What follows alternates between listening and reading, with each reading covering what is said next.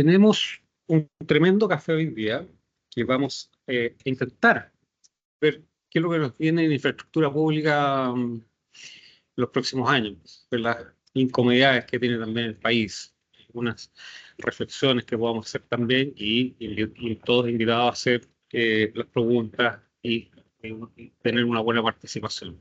Pero antes, como siempre, tenemos un momento de reflexión que tiene que ver hoy día con la gobernanza, la sostenibilidad de las empresas, que creemos fervientemente que tiene que ser la proyección que tiene que acompañar estos desafíos que nos vamos a enfrentar. Y para eso está acá Silvia.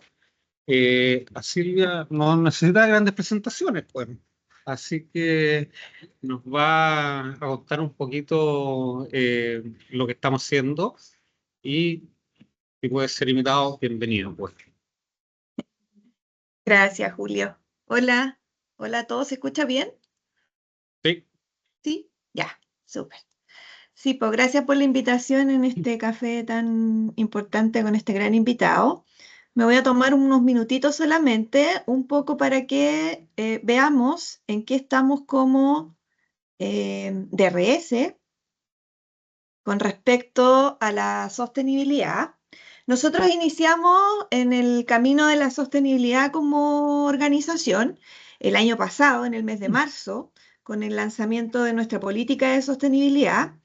Y acá lo más importante es ver un poco cómo entendemos la sostenibilidad, que no es solamente desde un punto de vista medioambiental, sino que también tiene tres puntos de vista fundamentales para nosotros. Uno que es la viabilidad económica, la parte social y la parte ambiental.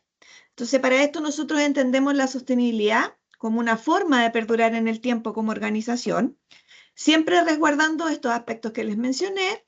Y lo más importante es impactando positivamente en nuestros colaboradores, en las personas, a través de los proyectos en los que participamos.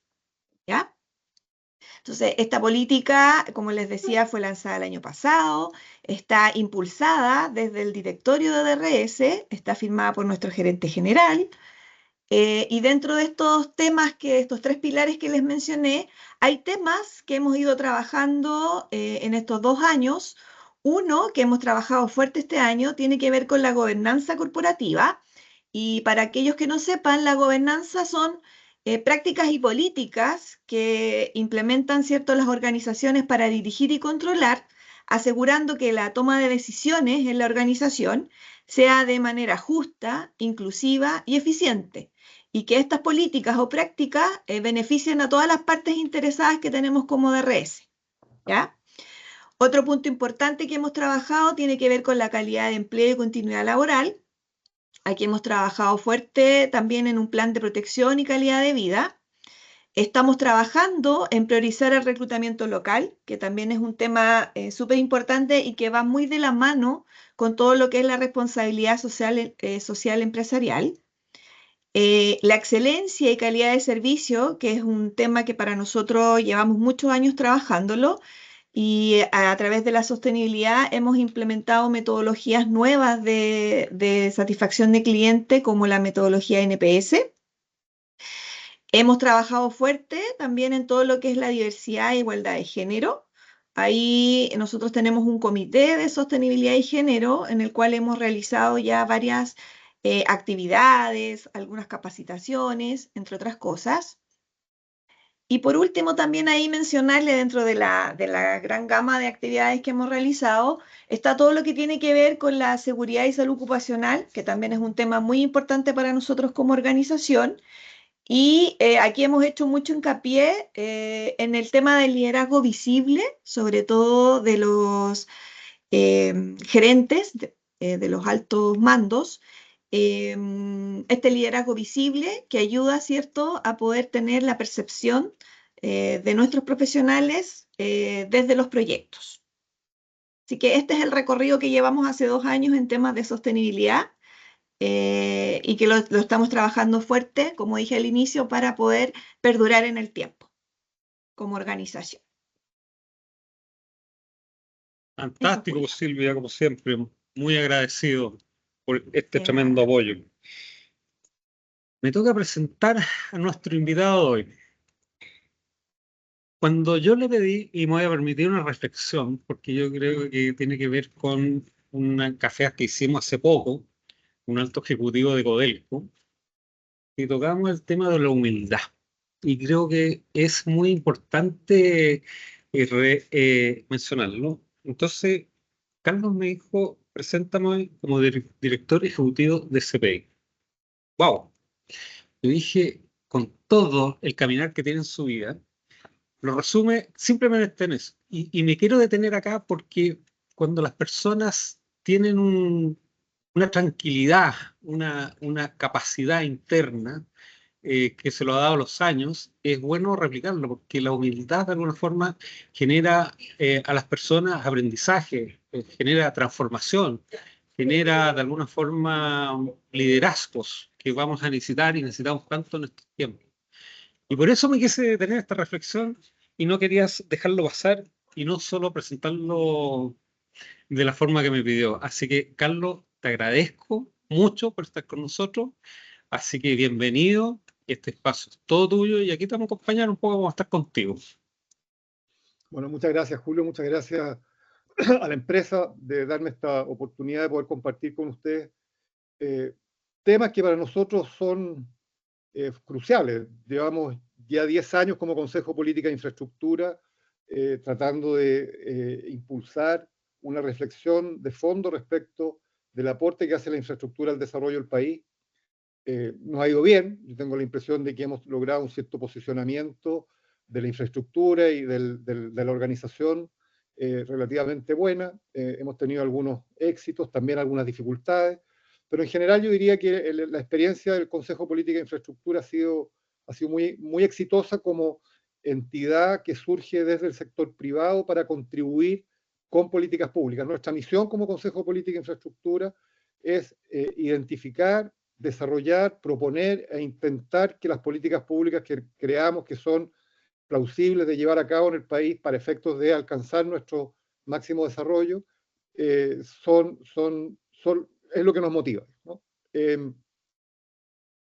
Les decía que ya tenemos más o menos 10 años. El Consejo Política e Infraestructura es una entidad privada sin fines de lucro que tiene cuatro estamentos de participantes. Un primer estamento son los socios fundadores, que fueron 4 gremios relevantes de la industria en el país. El gremio de la construcción, el gremio de las concesionarias, el gremio de la industria forestal y los mineros, la SONAMI.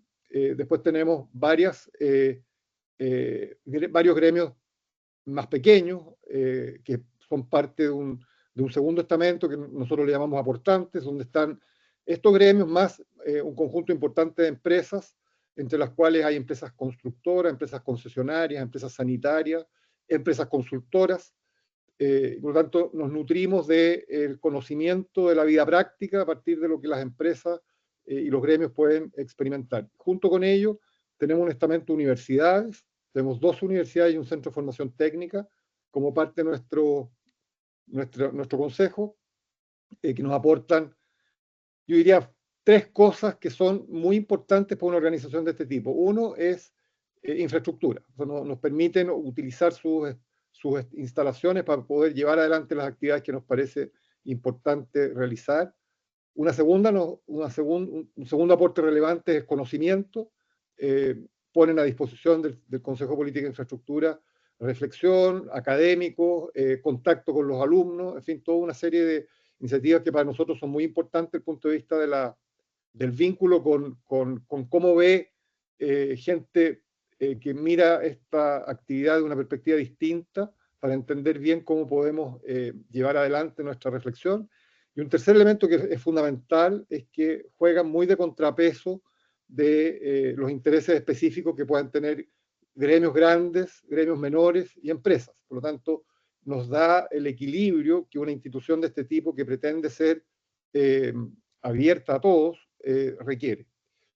Y un cuarto estamento son personas. Nos hemos permitido invitar a un conjunto importante de personas que nos nutran y le den la fuerza la fuerza identitaria, digamos, a esta entidad. Estos 4 estamentos se representan en un directorio que es paritario. En esta actividad, ustedes bien lo saben, lograr un directorio paritario es bien complejo, puesto que la participación de mujeres todavía es relativamente limitada, creo que está creciendo en forma sostenida, pero todavía tiene ciertas dificultades para incorporarse, y en consecuencia haber hecho el esfuerzo por tener un directorio paritario es un esfuerzo importante y es una señal que nos parece muy relevante poder dar para señalar hacia dónde creemos que debemos ir como agrupación y como país. Y ese directorio es presidido por el expresidente Frey y tiene una unidad ejecutiva que es la que yo dirijo y que a partir de la cual nosotros realizamos todas las actividades que se conocen y que podemos compartir. Dale dos clics. Ahí, déjala ahí está bien. Ya. Bueno, yo creo que, bueno, muchas gracias por la invitación. La invitación es a hablar sobre la perspectiva de la infraestructura en los próximos 30 años. Es una reflexión en la cual nosotros hemos estado bien activos durante el último tiempo y creo que hay que situar la reflexión respecto a la infraestructura en su importancia económica fundamentalmente. Y en ese sentido creo que es bueno señalar de que la infraestructura no representa más que el 20% de la inversión, la formación bruta de capital fijo, como dicen los economistas. Por lo tanto, es una magnitud relativamente acotada. Esta inversión, este porcentaje de la inversión bruta en capital fijo es realizada por el Estado en un porcentaje relativamente menor a lo que uno pudiese esperar, incluyendo entre eso la inversión directa con recursos públicos y la inversión a través del sistema de concesiones. Más o menos para que ustedes dimensionen, el Estado invierte en torno a 8.000 millones de dólares anuales, lo cual es un poco más del 2,3% del PIB y representa un porcentaje de la formación bruta de capital fijo. Y a través del sistema de concesiones se invierte del orden de 600 millones, 650 millones de dólares anuales en promedio durante los últimos 15 años. O sea, son cifras que permiten más o menos señalar una tendencia. Por lo tanto, entre sector público, inversión directa y concesiones, la inversión suma en torno a los 9.000 millones de dólares anuales y se necesita mucho más que eso. O sea, en general, la norma establecida por organismos multilaterales, por lo que ha sucedido en países equivalentes, con desarrollo equivalente al de Chile, con trayectoria histórica en esta disciplina, señala que la inversión debiera estar en torno al 3,5, 4% del PIB, lo cual representa en torno a los 12.000 millones de dólares anuales. En Chile hay una brecha que, a diferencia de otros países, la realiza el sector privado regulado, estoy hablando de agua, energía y telecomunicaciones, que ha sido muy exitosa por lo demás y que tiene un alto nivel de inversión anual que compensa de alguna manera el déficit de inversión pública y de inversión a través del sistema de concesiones, pero igual no es suficiente. O sea, nosotros creemos que tenemos todavía un rezago importante en infraestructura, el cual tenemos que intentar solventar a través de una política pública que permita generar un espacio para el desarrollo de la base productiva que significa la infraestructura para el desarrollo de la economía nacional. La inversión tiene un efecto multiplicador importante, por lo tanto, esto no solamente es decir que necesitamos invertir para poder hacer más cosas, sino en forma directa, la inversión tiene una implicancia mayor en nuestra capacidad de crecer y se supone que tiene un efecto multiplicador entre el 1,1 y el 2,3%, o sea, entre 1,1 por 10% de inversión se supone que aumenta 1,1%, entre 1,1 y 2,3% el PIB, lo cual es un efecto multiplicador muy relevante, pero claro, ya lo vamos a ver, compite con otras iniciativas que de repente tienen consecuencias que hacen muy difícil llevar adelante este tipo de iniciativas. Es una gran generadora de empleo. Nosotros hemos calculado que en materia de infraestructura se crea un puesto de trabajo en torno a los 3 millones de pesos mensuales. O sea, un puesto de trabajo mes por 3 millones de pesos mensuales. O sea, hay una capacidad de generación de empleo bien importante, y eso es muy significativo a la hora de abordar los desafíos que el país tiene en esta materia. En el periodo de pandemia, ustedes recordarán que el Ministerio de Obras Públicas hizo un esfuerzo importante por promover la inversión en infraestructura y se llegó a una generación de empleo en torno a los 240.000 puestos de trabajo, producto del gran esfuerzo de inversión que se hizo en ese momento. Y cosas como esa creemos que son importantes porque son una suerte de colchón que permite ir nivelando los ciclos económicos y contribuir a mejorar las condiciones de la economía. La infraestructura también supera brechas, o sea, está muy focalizada en resolver problemas del pasado. Chile ha tenido un proceso de desarrollo bien desigual. Hay zonas en las cuales hay más desarrollo, hay zonas en las cuales hay menos desarrollo, hay zonas que tienen más infraestructura, zonas que tienen menos infraestructura. Esto se da a nivel del país en su conjunto, pero también se da a nivel de las ciudades. Uno puede recorrer la ciudad y se da cuenta de que los niveles de infraestructura son bien distintos entre comunas y comunas, entre zonas y zonas, en fin, y por lo tanto, buena parte de la motivación de las políticas de infraestructura está en recuperar las brechas, y nosotros creemos que también hay que pensar en la infraestructura como la generadora de oportunidades, como a través de la infraestructura ampliar el rango de lo posible. Quienes están vinculados a la minería saben que de repente las posibilidades de exploración de determinados terrenos para desarrollar yacimientos mineros no se resuelven si es que no hay buena accesibilidad, tanto conectividad física como conectividad digital, si no hay buena energía. En fin, la infraestructura va generando oportunidades y va abriendo espacios para nuevas actividades, que es la parte que a nosotros nos parece más atractiva, puesto que junto con superar las brechas va generándonos oportunidades para mirar el país del futuro. Pásate a la otra, por favor, Julio.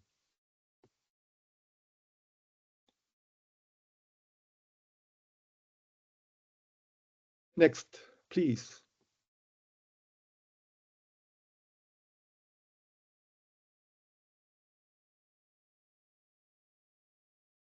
Me parece que me equivoqué, bueno, no importa.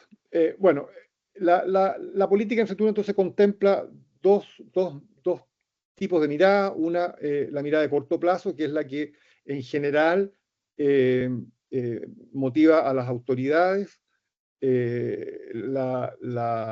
Las políticas que se llevan a cabo en los gobiernos, sobre todo en gobiernos cortos, en general están muy influenciadas por los problemas coyunturales, y por lo tanto la coyuntura se la comen los temas de empleo y se las come la superación de brechas, ¿no?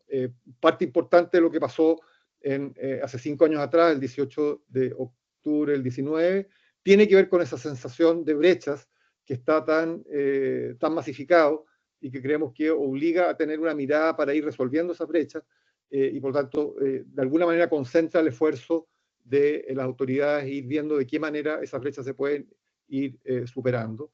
Y cuesta mucho invitar a las autoridades a pensar en infraestructura con una perspectiva más larga.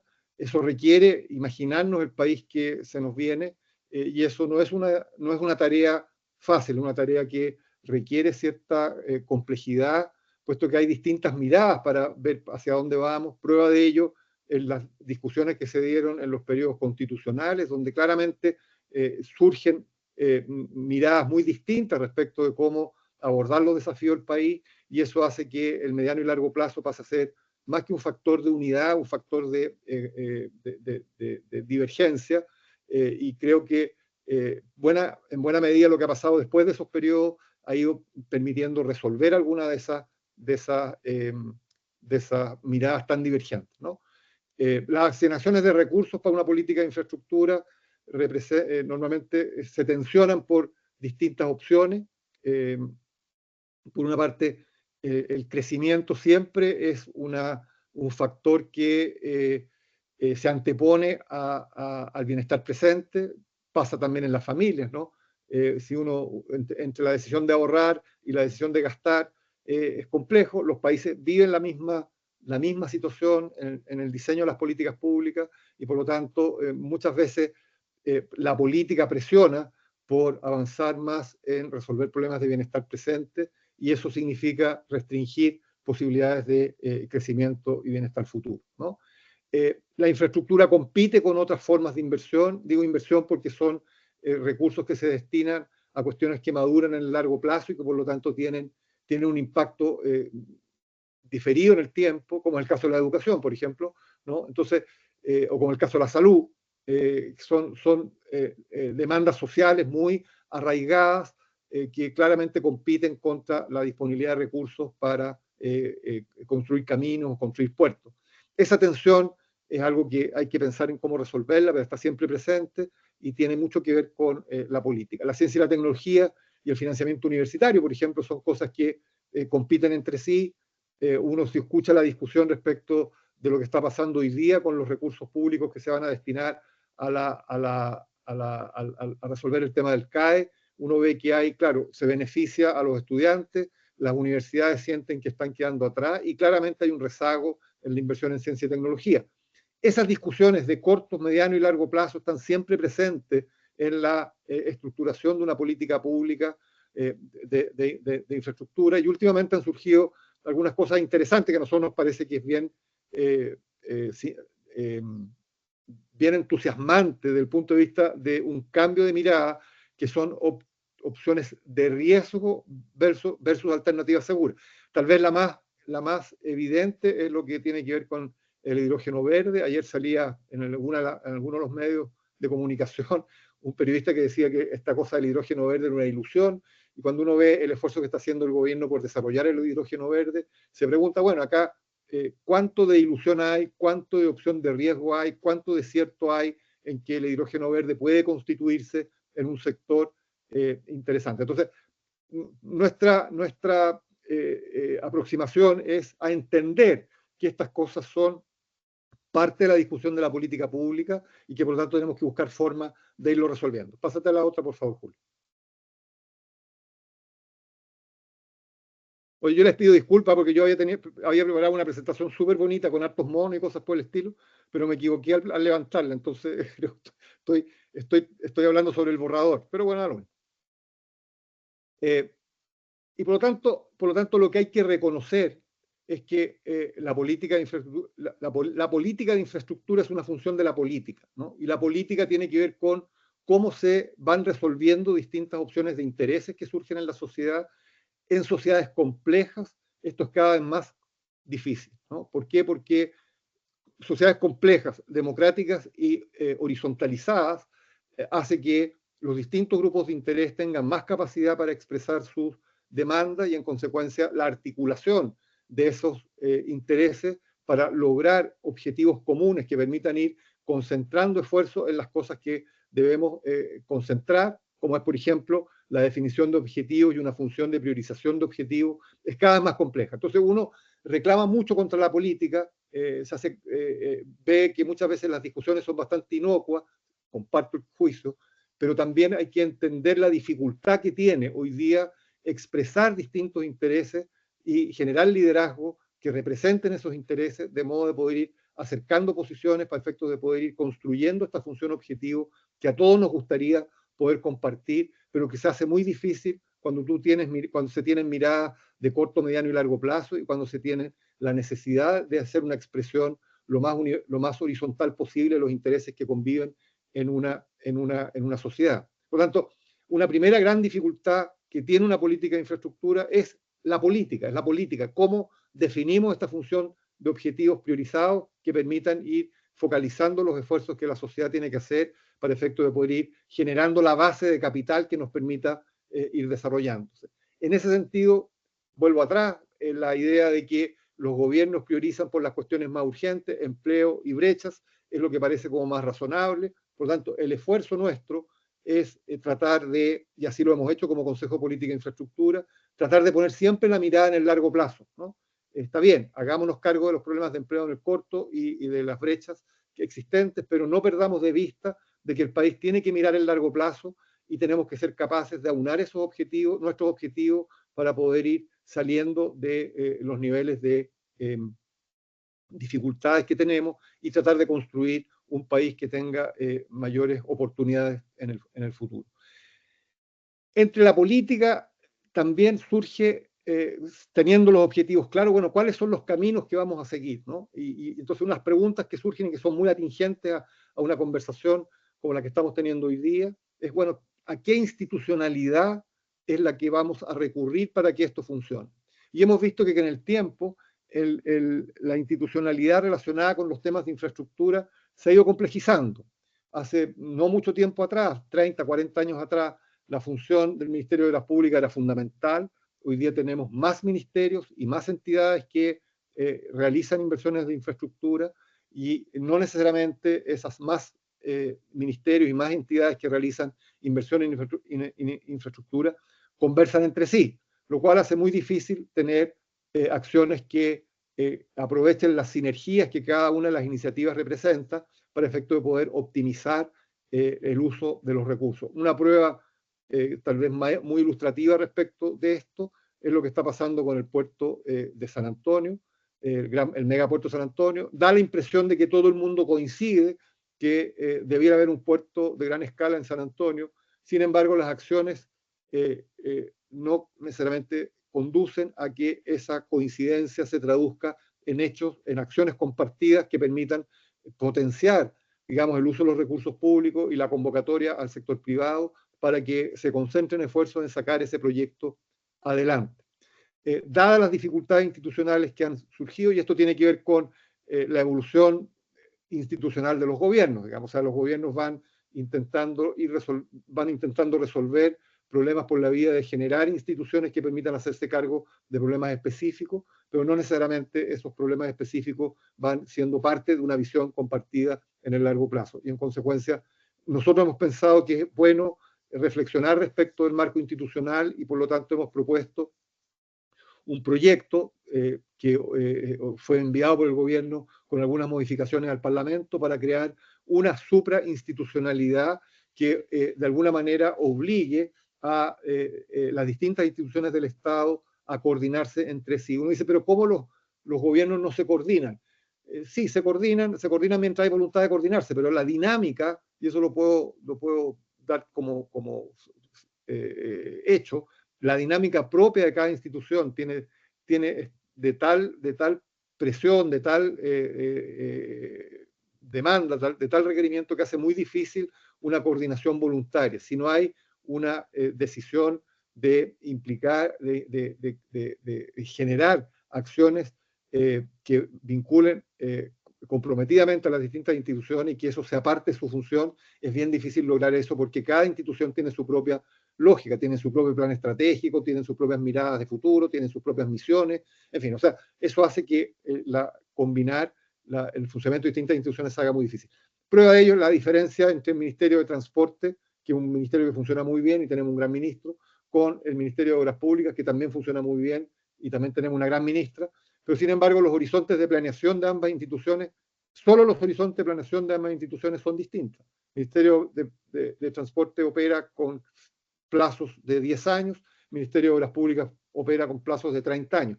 Ya cuando tienes diferencias en los horizontes de planeación del funcionamiento de esta institución, te demuestra la dificultad que hay para generar coordinaciones operativas en cuestiones más concretas. Una segunda discusión que ha estado muy presente es el tema del financiamiento. Tenemos básicamente 3 fuentes de financiamiento y no más. El sector privado regulado, que ha funcionado muy bien, pero que también tiene ciertas restricciones.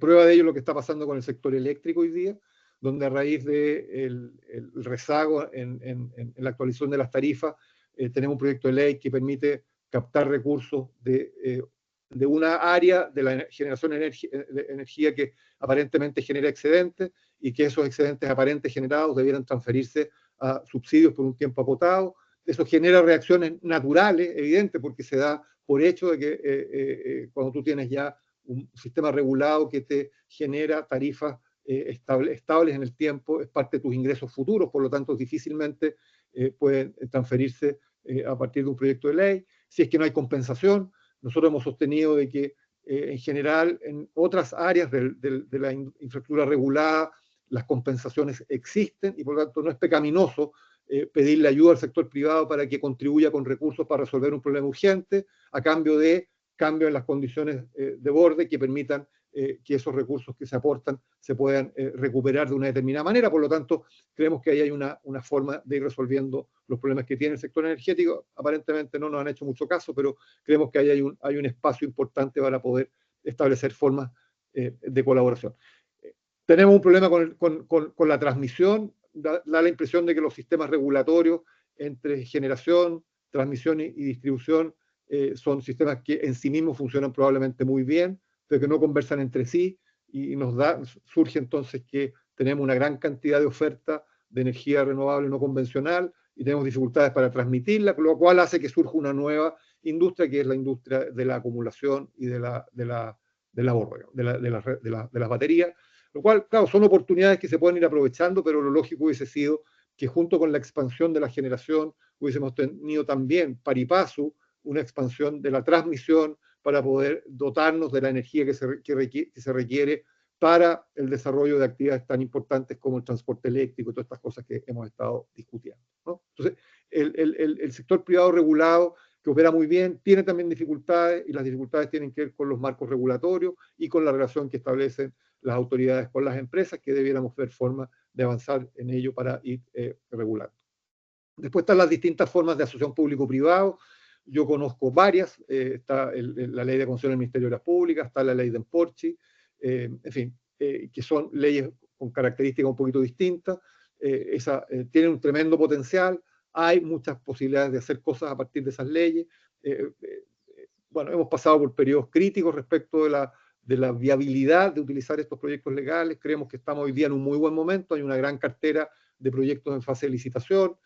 Nos gustaría mucho que esas licitaciones pudiesen adjudicarse en las mejores condiciones posibles para el país, y nos gustaría también mucho que esas adjudicaciones se transformaran en obras lo antes posible, porque finalmente no nos interesa tener proyectos en manos de los privados. Puede que a ustedes sí, porque en realidad esto es una fuente de actividad para la industria de la consultoría, pero lo que nos interesa como país es que esas obras se materialicen y que puedan servir de base y prestar servicios para poder desarrollar las actividades a las cuales están vinculadas. No parece demasiado atractivo que, por ejemplo, una obra tan importante como Santiago-Valparaíso, que está en proceso de licitación, se aspira a que inicie obra el año 29, estamos, o sea, 5 años más. Me da la impresión de que las urgencias son otras y que debiéramos habernos preocupado de que esa obra pudiese empezar a prestar servicios lo antes posible, de acuerdo a los crecimientos de la actividad esperada y de acuerdo a los otros desafíos que existen, de tal manera de poder ir contribuyendo a mejorar condiciones tanto productivas como sociales con este tipo de proyectos. Bueno, está pensada para el año 29, se supone que la obra va a empezar a prestar servicio el año 33. Da la impresión de que estamos un poquito casados de una suerte de esquema que hace que las cosas no funcionen con la velocidad suficiente. Por lo tanto, tenemos ahí un problema con las APP que hay que revisar, hay que ver de qué manera podemos avanzar en ello. Y el presupuesto público es tal vez lo más estable. Si bien no hay una regla que nosotros quisiéramos impulsar, una regla fiscal para el presupuesto público, el presupuesto público más o menos se sitúa entre el 2,1 y el 2,4% del PIB anual históricamente. O sea, llevamos 20 años gastando más o menos eso del Producto Interno Bruto, lo cual representa un porcentaje relativamente bajo del gasto público. Los ministerios vinculados a inversión han ido perdiendo relevancia en términos del gasto. Sin embargo, el ser estable nos permite proyectar cierta estabilidad en el largo plazo y, por lo tanto, saber de que la inversión en infraestructura va a ser en torno al 2,1, el 2,4% en los próximos 10 años, permite imaginarse un volumen de inversión que va a contribuir a resolver problemas sin lugar a dudas, y eso hace que pase a ser mucho más atractivo que estar año a año esperando cuál va a ser el presupuesto que se le va a asignar a los distintos ministerios ejecutores de obra para el año siguiente. Digamos, creo que esa discusión corta genera incertidumbre, genera dudas respecto de cuál va a ser el presupuesto entre un año y otro, cuáles son los recortes presupuestarios que se le hacen a los distintos ministerios, cómo desde la infraestructura o desde la inversión se contribuye a resolver problemas de rezagos en otras disciplinas. En fin, creo que Preferible sería tener una regla clara de inversión en el largo plazo, que existe un compromiso del Ministerio de Hacienda de dotar de recursos a los ministerios ejecutores con mirada larga, y que eso permitiera también organizar a los ministerios el tipo de obra, el tipo de proyectos que puedan realizarse, de modo de poder ir cumpliendo con objetivos ya no con mirada corta, sino empezar a generar más oportunidades para resolver los problemas de largo plazo que el país tiene.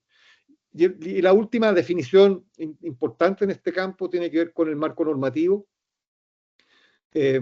Damos por hecho el régimen de propiedad, y yo creo que eso es bueno, pero no es una cuestión trivial. O sea, en algún momento el tema del régimen de propiedad se planteó como una discusión.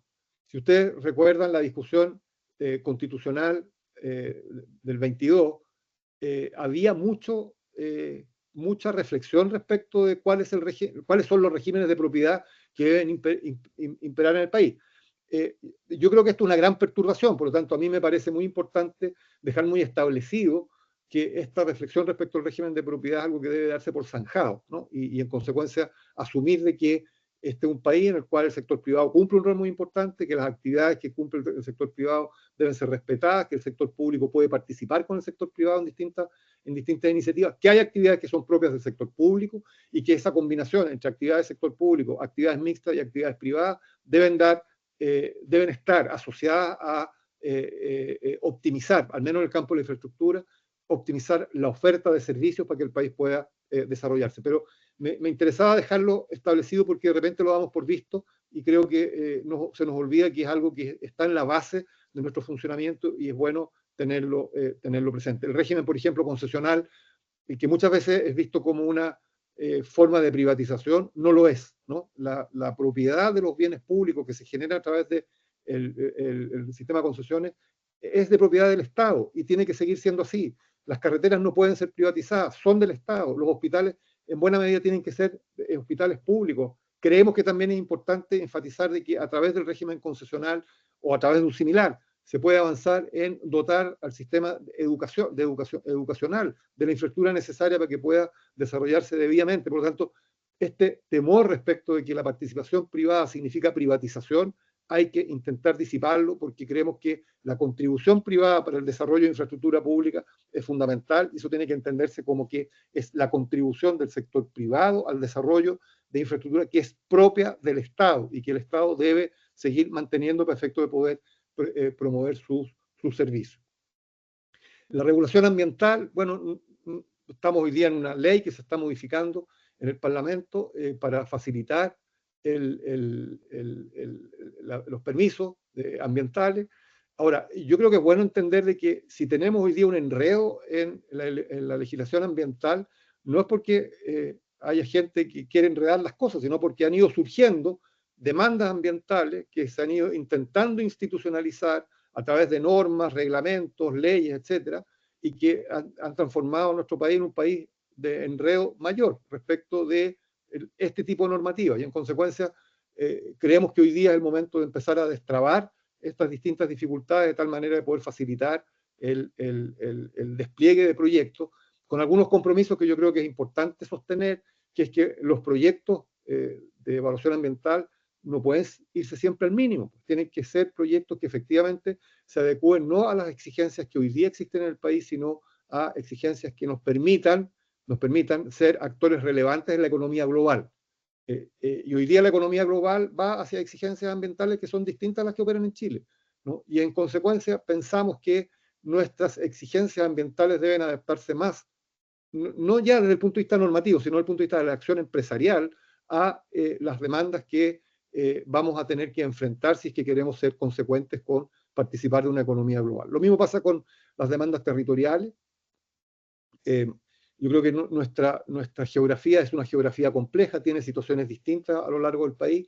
Los territorios tienen necesariamente ciertas características particulares. Es importante tener regulación en el uso del territorio, y resulta que tenemos transferida la función del ordenamiento territorial a los gobiernos regionales a través de la ley que da origen a los gobiernos regionales, y son los gobiernos regionales los que deben desarrollar los planes de ordenamiento territorial, pero para eso se necesita un reglamento que lleva 3 años y medio en la Contraloría y todavía no se aprueba. Entonces, los gobiernos regionales tienen la función que debieran ejercer, pero no la pueden ejercer porque no tienen el reglamento. Entonces tenemos un ordenamiento en el territorio complejo y ese marco normativo es fundamental para poder proveernos de la noción acerca de cómo usar debidamente el territorio. El tema, por ejemplo, que no está en manos de nadie, es el de la infraestructura necesaria para los depósitos de residuos domiciliarios. Hoy día no hay un régimen que regule, más allá de los regímenes sanitarios, digamos, que impone ciertas condiciones sanitarias, no hay un régimen que regule dónde y quién debe hacerse responsable por los rellenos sanitarios. Entonces tenemos situaciones tan paradojales como que las basuras de Chiloé se trasladan a Los Ángeles, ¿no? Tienen que recorrer 600 kilómetros para poder verter sus basuras, y el Estado paga una cantidad importante de recursos, son casi 400.000 millones de pesos al año, que se pagan para permitir que los municipios transfieran sus basuras a lugares de deposición. Entonces, y eso tiene que ver con el ordenamiento del territorio. Nuestra impresión es que cada región debiera tener el mandato de definir un territorio en el cual se puedan llevar a cabo este tipo de infraestructuras que nadie quiere cerca, pero que son fundamentales para la buena convivencia. Y por lo tanto, creemos que hay que avanzar en ese tipo de situación. Tenemos un problema cultural, yo le pongo cultural para no enredarnos más con la cosa del Consejo de Monumentos Nacionales. Es verdad que tenemos que preservar nuestra cultura, pero de repente un poquito hay ciertas reacciones, y probablemente ustedes las han tenido que padecer en más de algún momento, ciertas reacciones un poquito exageradas, que hacen que uno mire con mucha sospecha lo que está pasando en esa entidad, y prueba de ello es que el gobierno acaba de anunciar una ley que va a intentar regular la forma de proceder del Consejo de Monumentos Nacionales, pero claramente llama la atención que, por ejemplo, en una obra importante en Santiago, en la cual hay 800 personas trabajando, más de 250 sean personas destinadas a resolver las preguntas que hace el Consejo de Monumentos Nacionales. Entonces, dice, hay una suerte de desproporción entre el esfuerzo de ingeniería y de ejecución de obra en relación a el salvataje de nuestra trayectoria cultural, que yo creo que es muy necesaria, pero sin embargo me parece que de repente se exceden ciertos límites y nos parecemos más a otros países que probablemente sí tienen mucho más que preservar, digamos, ¿no? Y en los temas sanitarios también tenemos exigencias que yo creo que son muy necesarias, y ahí también pasa que con el tiempo hemos ido creando cada vez más exigencias que no necesariamente conversan entre sí, y cuando llega el momento de tratar de sacar adelante un proyecto, vemos que hay normas que son contradictorias y que de repente se anulan unas con otras, y eso hace que sea muy difícil tratar de desenmarañar este paño. Entonces, los marcos normativos para llevar adelante inversiones constituyen hoy día una dificultad importante, y creo que tenemos que ver forma de avanzar y la resolviendo. Dale a la otra, por favor. Entonces, ¿cómo rompemos la inercia? Yo creo que algunas de las cosas ya se los he dicho, pero creo que es bueno tratar de recapitular, y en este sentido nosotros pensamos que hay básicamente 3 áreas en las cuales debiéramos tratar de enfocarnos. La primera es asumir de frentón de que Chile no tiene posibilidad de desarrollarse si no es vinculado a una economía global, y en ese sentido nosotros decimos apostar sin culpa a nuestra inserción en los mercados internacionales. Hasta hace poco atrás nuestros tratados internacionales eran vistos con sospecha, incluso más, algunos sostenían de que debíamos reformularlos en el sentido de que nosotros le impusiéramos a la Unión Europea ciertas normas de compensación que claramente no corresponden a un país que tiene 20 millones de habitantes y está colgando en Sudamérica hacia el Pacífico. Creo que nosotros tenemos que ser un poquito más humildes en ese sentido, asumir que hay un mercado global, asumir que tenemos capacidades de participar en ese mercado global en forma intensa, que tenemos productos para ser actores relevantes en distintas industrias, y que nuestro desarrollo de alguna manera depende de ese tipo de esfuerzo que podamos hacer. Por lo tanto, tenemos que pasar de una noción proteccionista para el desarrollo de nuestras actividades a una noción mucho más osada desde el punto de vista de nuestra participación en esos mercados, y poder aprovechar las oportunidades que hoy día se nos están dando.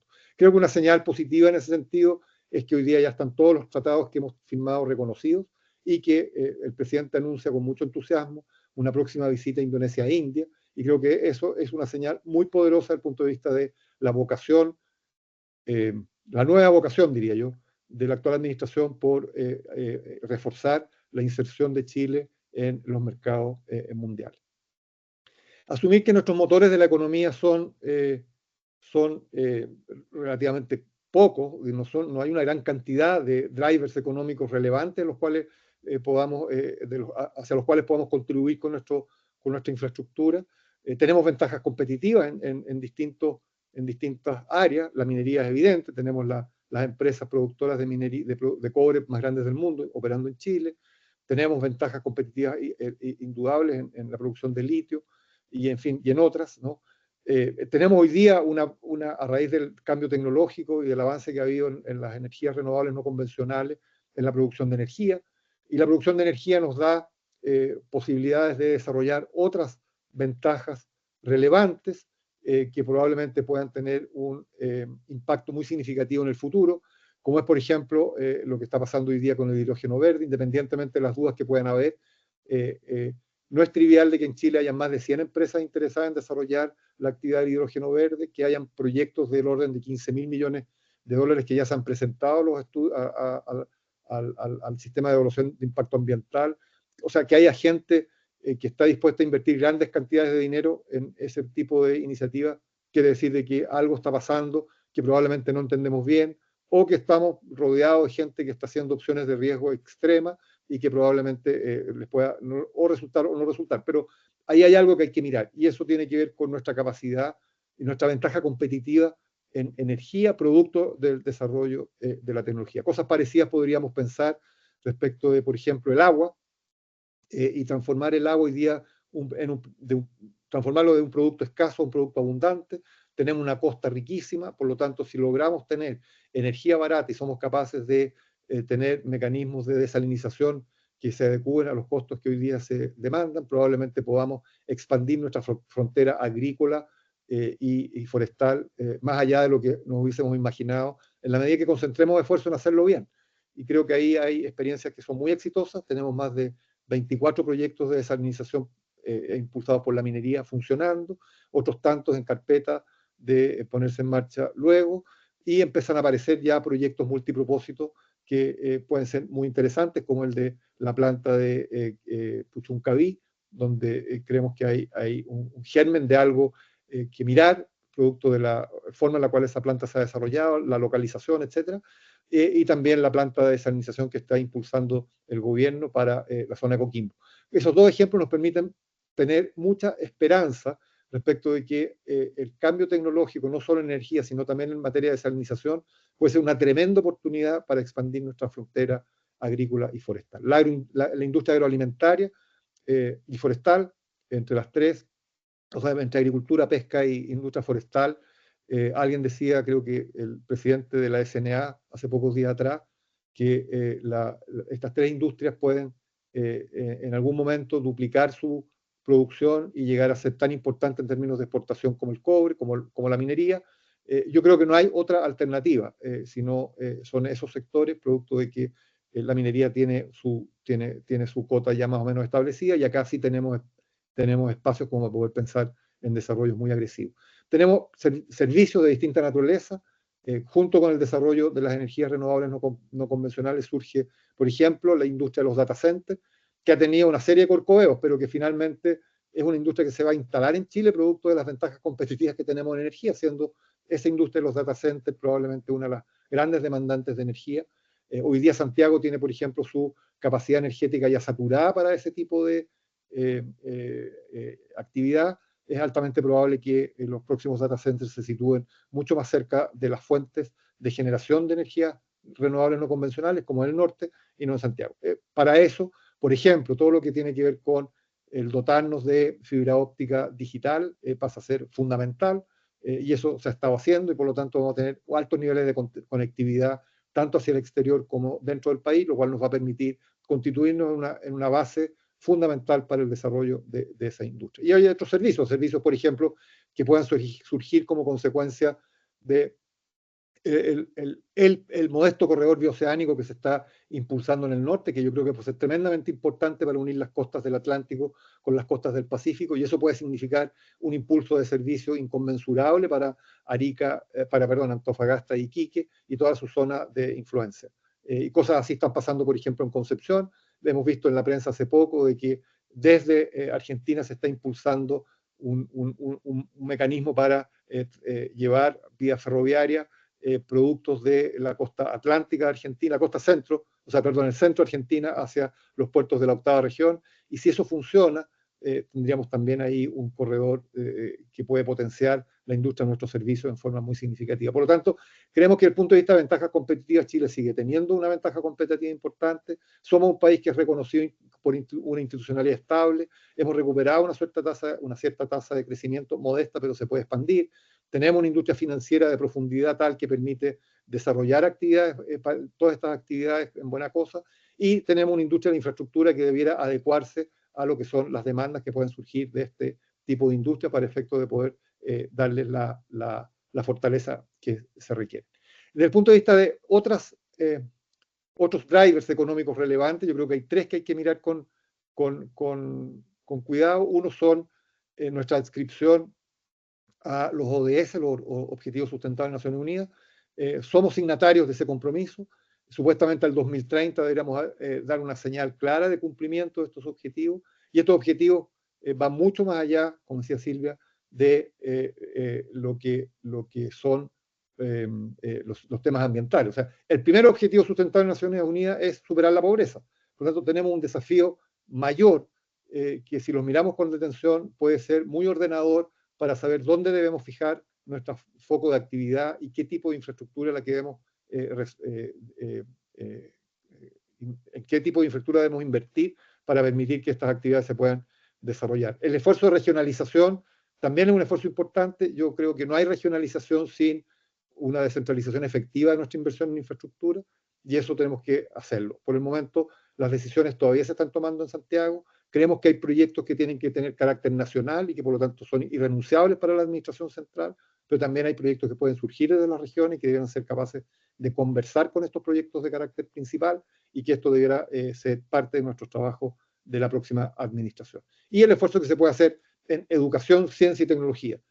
Yo creo que tenemos una tarea fundamental como país, no podemos dejar de pensar y tenemos que meterle mano a nuestra educación de tal manera de asegurarnos de que aquí a 15, 20 años más los niños salgan con capacidad de leer muy superior a la que tienen hoy día, y capacidad de operar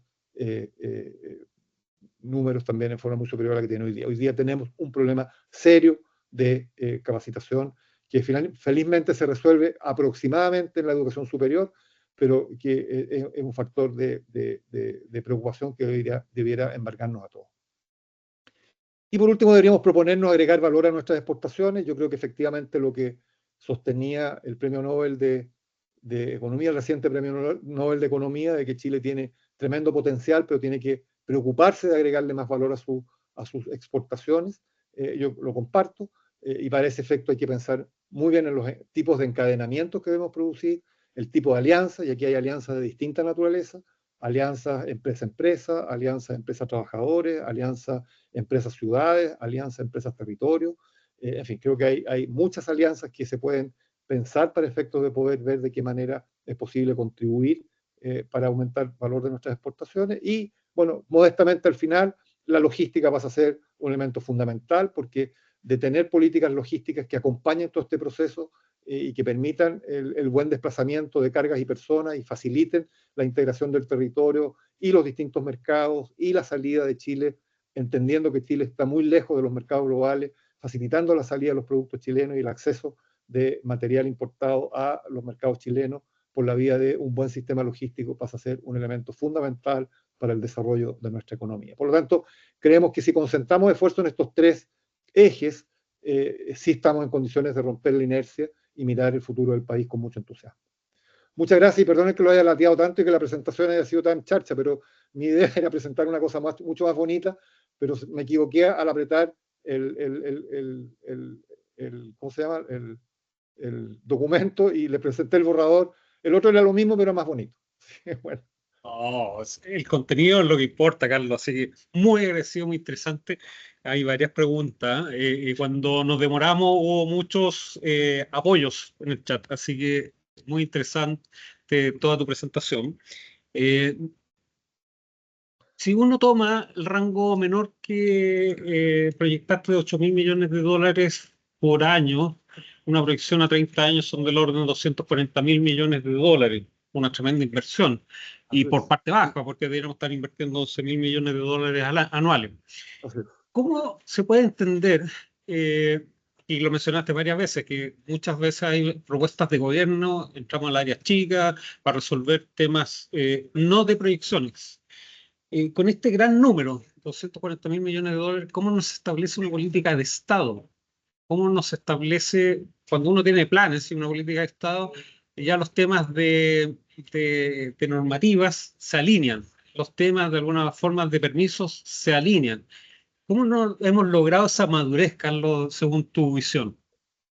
Bueno, primero porque el CPI todavía es muy joven, tenemos 10 años, ¿no? No, pero nuestra misión es, o sea, nosotros lo que nos hemos planteado es ver cómo podemos incidir en ese sentido. Ahora, yo creo que tenemos un problema en la política, tenemos un problema en la política. Yo creo que es un país que todavía está en una suerte de búsqueda de sí mismo, y por eso que yo creo que es importante mirar este tipo de cosas con cierto optimismo, de tal manera de poder transmitir el tremendo potencial que tenemos como país y que muchas de las cosas que los detractores de iniciativas de este tipo, que están probablemente más focalizados en el corto plazo y en las demandas inmediatas, debieran verlo como una oportunidad para ir resolviendo este tipo de problemas en el futuro. Esa es un poquito nuestra convicción, y por eso que hemos sido muy majaderos en insistir en las miradas largas, en cuáles son nuestras ventajas, cuáles son nuestras oportunidades, en fin, y en ese sentido creo que el trabajo es de seguir evangelizando de tal manera de poder lograr concitar la mayor atención posible en este tipo de iniciativas. Ahora, yo creo que en ese sentido el rol del mundo empresarial pasa a ser muy importante, porque el mundo empresarial muchas veces es visto como muy antagónico a estas miradas largas, cuando yo creo que estas miradas largas deben ser muy funcionales para el mundo empresarial, puesto que les otorga horizontes de planeación también a muy largo plazo y por lo tanto mucho mejor utilización de sus recursos con perspectiva larga. Y en ese sentido, para nosotros ha sido muy, muy interesante poder trabajar en esto. No tengo la respuesta, pero creo que debemos trabajar en intentar transformar esto en políticas permanentes que permitan darle estabilidad.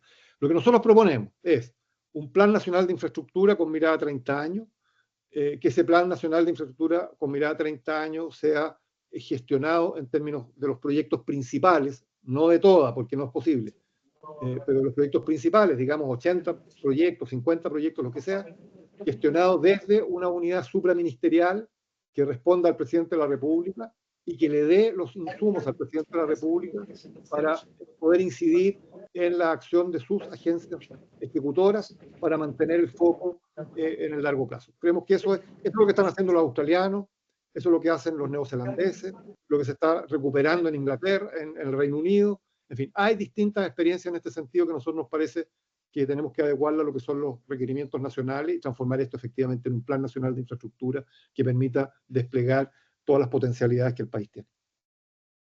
Hay varias preguntas por acá, Domingo Ramírez, que ha estado bien inquieto. Bueno, aprovecho de decir buenos días, digamos.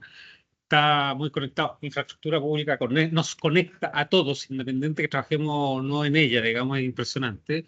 ¿Por qué a la fecha todo el comercio desde Asia en Chile no se ha generado una infraestructura portuaria potente, en conjunto con carreteras, vialidad, trenes, etcétera? ¿Cuáles, según tu visión, no nos hemos ido potenciando? Si bien los puertos, tenemos muchos puertos, digamos, en Chile, muchos, pero parece que falta un segundo desarrollo para poder atender estas necesidades. A ver, mira, nosotros hemos estado trabajando en esto para ver de qué manera podemos incentivar el apoyo que creemos que se requiere para llevar adelante la infraestructura portuaria, carretera, ferroviaria, como soporte logístico para el largo plazo. Y le preguntamos, por ejemplo, a importadores de automóviles, ¿no? ¿Cómo lo ven ellos? Nos dicen, bueno, mira, en realidad para nosotros no es un problema.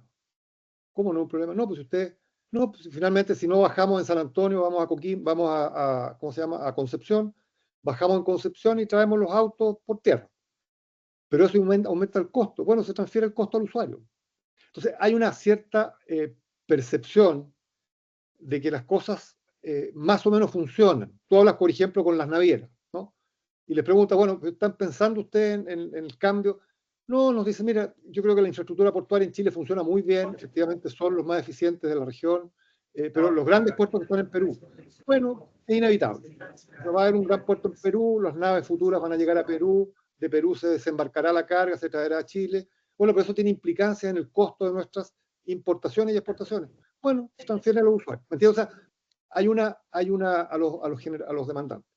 Hay una cierta, un cierto estado de confort de la intermediación logística que a nosotros nos preocupa, porque nos parece que tenemos dificultades mayores. Mira lo que pasa con ferrocarriles. Se hizo un plan de desarrollo ferroviario hace 10 años atrás, 11 años atrás, el 2013. Gloria Hood, cuando era subsecretaria, lo dejó establecido, que tenía por propósito duplicar la carga al año 22. ¿Ya? Estamos en el año 24 y este año se va a mover por ferrocarriles exactamente la misma carga que se movía el año 2013, o sea, 10 millones de toneladas. Entonces tú dices, ¿cómo es posible que no logremos que este tipo de iniciativas que parecen tan razonables desde el punto de vista de la logística se puedan materializar? Por eso que estamos organizando, y los invito a todos, un seminario el día 4 de diciembre, donde lo que queremos es justamente discutir de esto. ¿Cómo podemos pasar de una visión de la logística como algo dado, y por lo tanto da la impresión de que lo que podemos hacer es mejorar los encadenamientos por una infraestructura existente, a transformar la logística como un gran desafío de infraestructura para poder mejorar y optimizar considerablemente nuestras oportunidades? Gracias. Por acá también aparece respecto a la infraestructura cómo se toma el tema de potenciar las regiones, con el fin de generar varios polos de desarrollo del país y no seguir centralizando las inversiones como ha sido siempre el caso en Santiago. Y lo dice Domingo Ramírez. Domingo, mira, yo creo que nosotros hemos hecho un esfuerzo, digamos, hemos concebido que el desarrollo de nuestro país tiene que ver con un proceso de descentralización progresivo. Una de las facultades que se le transfirió a los nuevos gobiernos regionales fue la de infraestructura y transporte. Y en consecuencia creemos que, si bien el gobierno central debe seguir pensando en infraestructura de carácter estratégico, en buena medida hoy día la responsabilidad de los planes de desarrollo de infraestructura debe surgir de las regiones. Y eso no solo contempla identificar los proyectos, sino también ver las fuentes de financiamiento. No hay ninguna razón para que la ley de concesiones del Ministerio de Obras Públicas u otra, la ley de financiamiento urbano compartido o lo que puede aportar el Fondo de Desarrollo País, no puedan operar a partir de proyectos regionales. En consecuencia, creemos que hay hoy día un germen institucional que es importante para esta iniciativa. Hay hoy día proyectos que deberán ser identificados en las regiones y creemos que no hay ninguna razón para que no contemos con financiamiento que pueda surgir, que pueda apoyar este tipo de procesos. Entonces, yo creo que tenemos que reforzar el funcionamiento de las regiones, pero desde las regiones, no desde el gobierno central. Esa es nuestra aproximación. Le hicimos a los gobernadores regionales una propuesta en ese sentido. Publicamos un documentito que se llama Propuesta para Políticas de Infraestructura a nivel regional, donde este tema lo tratamos específicamente, porque nos parece que es fundamental que los futuros gobernadores tomen este desafío como desafío propio y no se transformen simplemente en demandantes del gobierno central para hacer cosas, sino que asuman el liderazgo que este tipo de iniciativas requiere. Es muy importante el liderazgo político de todas maneras. Uno que se me viene a la cabeza es el gobernador de Magallanes, que está muy activo, digamos, y con mucha potencia, digamos, haciendo su pega ahí y muy conectado con el propósito que tiene. El gobierno regional de Concepción, el Biobío, por ejemplo, se van a traer el tema de la Smart City a Concepción. Entonces digo, depende mucho de las iniciativas locales. Entonces creo que es importante que los gobernadores regionales puedan asumir esa responsabilidad. Guido tiene la mano levantada. Hay alguien que tiene la mano levantada ahí. ¿Quién será? Carlos Rizal. no seré yo, ¿no? Carlos, Arturo, pero lo tienen que habilitar, ¿no? Si no lo habilitan, no lo vamos a poder escuchar. Alejandro, ¿lo puedes habilitar? ¿O Jocelyn? Arturo, Bueno, si no, Carlos, que perdón. la haga por chat.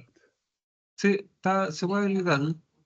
Bueno, mira, en honor al tiempo, por acá también hay otra pregunta, mientras lo habilitan. Guido Sangüesa, que es externo, Ya está por acá un habilitado. representante. Ah, ya. Déjame leer esta pregunta y le damos el paso a Carlos. Decía Nicolás Sangüesa, que es un representante de empresa que se ve directamente afectado con la necesidad de infraestructura pública vial para disminuir los costos asociados. Siempre es grato escucharlo por ti, Carlos. Desde mis tiempos universitarios, eh, asistiendo a sus distintos conversatorios. Ay, te mando un saludo, la verdad, las cosas. Guido Sangüesa, es externo. Perdón, yo estoy súper lejos de la pantalla, tengo que usar lentes, así que Gracias, Guido. los años, los Cuando años no quiera. pasan en vano. Bien, vamos con la persona. Carlos, estás habilitado. Nos encantaría poder escucharte. ¿Me escucha? Sí, Sí, fuerte y claro. muy bien. Buenos días, primero que nada, un gusto y un placer poder participar de esta gran elección del pueblo. Principalmente preguntar la proyección para los que ya somos, los que somos, en cierto modo, mucha proyección, pero ¿dónde estamos nosotros los que ya tenemos experiencia?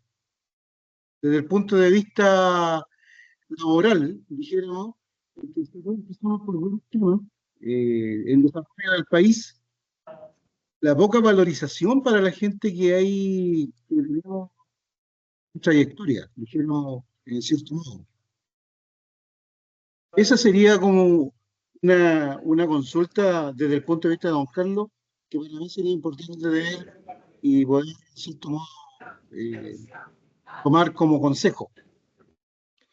Bueno, gracias por la pregunta, porque me llega directamente.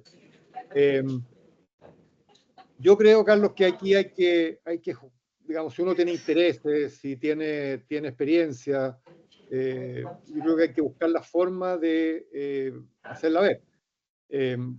Nosotros inventamos este cuento del Consejo Política de Infraestructura hace 12 años, hace 10 años que lo tenemos funcionando, y una de las preocupaciones que tenemos es la incorporación de gente joven, porque nos hemos transformado en una suerte de consejo de ancianos. O sea, todas las personas que empezamos con esto tenemos hoy día más de una cierta edad y de repente nos miramos y decimos, bueno, ¿qué hacemos acá nosotros pensando en 30 años más? En 30 años más ninguno de los que estamos en la mesa va a estar vivo. Entonces nos hemos preocupado por empezar a incorporar gente joven y creo que y nos ha ido muy bien, ¿eh? Hemos hecho varios seminarios con universidades y hemos ampliado el consejo, yo creo que con unas 20 o 25 personas jóvenes que han participado en nuestras actividades, que han manifestado interés de trabajo en el sector público, que operan hoy día desde muchas empresas privadas, en fin. Y por lo tanto creo que la renovación de los cuadros técnicos interesados en políticas públicas, por lo menos dentro de nuestra modesta actividad lo hemos podido lograr, pero jugándonos el partido, o sea, asumiendo el rol que nos significa a gente que hemos tenido alguna experiencia de tener que asumir de que de repente tenemos que empezar a pensar en generar en nuestros reemplazos y aportar desde ese proceso, ¿no? Yo creo que es bien lamentable cuando uno llega a una cierta edad el decir, bueno, tenemos que hacerlo a un lado, pero así es la vida y por lo tanto tenemos que estar disponibles para que eso suceda y además facilitar el proceso de renovación porque creo que para nosotros, para mí, pensar en 30 años más, bueno, es una aventura, pues. Es una aventura que no tiene un horizonte claro porque me da la impresión de que no voy a alcanzar a ver lo que estoy proponiendo hoy día. Entonces creo que tenemos que asumirlo con cierta humildad y ver cómo podemos proyectarnos en el largo plazo, pero desde la acción, no desde la pasión, no desde la inactividad. O sea, creo que tenemos que ser capaces de actuar en esa perspectiva, ¿no? O sea, incorporarnos a las instituciones que existen, participar en las instituciones gremiales que nos dan espacio, el Colegio de Ingenieros, por ejemplo, el mismo Consejo Política de Infraestructura y las actividades que nosotros hacemos, las otras entidades profesionales que están activas en esto, y desde ahí poder manifestar nuestra vigencia, levantar nuestros puntos de vista e intentar facilitar el recambio generacional. Ahora, hay un problema de pega, claro, hay un problema de pega. Si es verdad que hoy día es difícil para una persona mayor encontrar trabajo remunerado. Ahora hay que ver la forma de hacerlo y ver cómo a partir de la actividad cotidiana es posible generar los recursos necesarios para poder sustentar nuestra subsistencia. Pero es parte de un proceso, Carlos, y no tengo una receta para ese efecto. Lo que sí puedo decir que la población se ha estado envejeciendo y por lo tanto yo creo que va a haber para algunos profesionales que les toque se va a alargar en el tiempo su vida profesional. Y eso lo están diciendo todas las estadísticas, así que los más jóvenes parece que les va a tocar trabajar más. Yo quiero leer la última pregunta, Carlos. Estamos más que pasados y está muy interesante y eso muy bueno. Sergio Javier nos pregunta, ¿las regiones tienen serias limitaciones, según su visión, en la generación de proyectos? Llámese diseño, ingeniería, presupuesto, por la falta de profesionales competentes en números y experiencia. ¿Cómo lo ves tú desde ahí? Estoy de acuerdo. Creo que efectivamente una parte de nuestra experiencia ha sido de que nos hemos encontrado con gobiernos regionales muy poco dotados desde el punto de vista técnico para llevar adelante este tipo de iniciativas. Nuestra propuesta es, hay que desarrollar ahí, en torno al gobierno regional, una alianza muy estrecha con empresas dinámicas de la región y con universidades. Las universidades deben cumplir una función importante en apoyar con sus cuadros técnicos el desarrollo de las propuestas que puedan surgir desde los gobiernos regionales. Por eso creemos que ahí hay un espacio grande de colaboración. No digo asociación público-privada, porque siempre las asociaciones se miran con un cierto sentido pecuniario, pero de apoyo al gobierno, al desarrollo de proyectos regionales, fundamental. Empresas grandes que tienen recursos, que puedan colaborar con un par de horas profesional a la semana de un grupo de profesionales para apoyar los gobiernos regionales en el desarrollo de iniciativas de carácter estratégico, es posible. Y creo que para las empresas es muy bueno porque les permite no solo vincularse a la actividad pública, sino también ir generando condiciones que les den horizontes de planeación mucho más estables y con mucho más perspectiva. Por lo tanto, creo que ahí hay un tremendo espacio de colaboración público-privado, universidades, para poder desarrollar y complementar esa carencia de recursos de capital humano que existe en la región. Ahora, esa debería ser una función del Estado, digamos, el Estado debería dotar a los gobiernos regionales los recursos para poder ir digamos, reforzando sus cuadros técnicos. Sin embargo, yo creo que eso va a ser un proceso más lento por las restricciones presupuestarias que tenemos. Entonces creo que hay un espacio que hay que ver cómo se desarrolla en conjunto. Bien, pues yo quiero pedir disculpas a los que no le leí las preguntas, muy interesantes, creo que hay algunas que se repiten. Carlos, tremendamente agradecido. Tu visión para nosotros es muy importante. Yo creo que plantas un granito, como lo interpreto yo, para poder tener una visión de las que estás contando. No solo tener esta visión de un año o de 5 años, que a veces no logramos ver los proyectos, sino que esta visión a largo plazo que nos impacta a todos. Y por lo tanto somos parte de este ecosistema que se llama Chile, ¿cierto? Y tenemos que ponerle el hombro todos, o sea, aquí no unos pocos, sino que todos.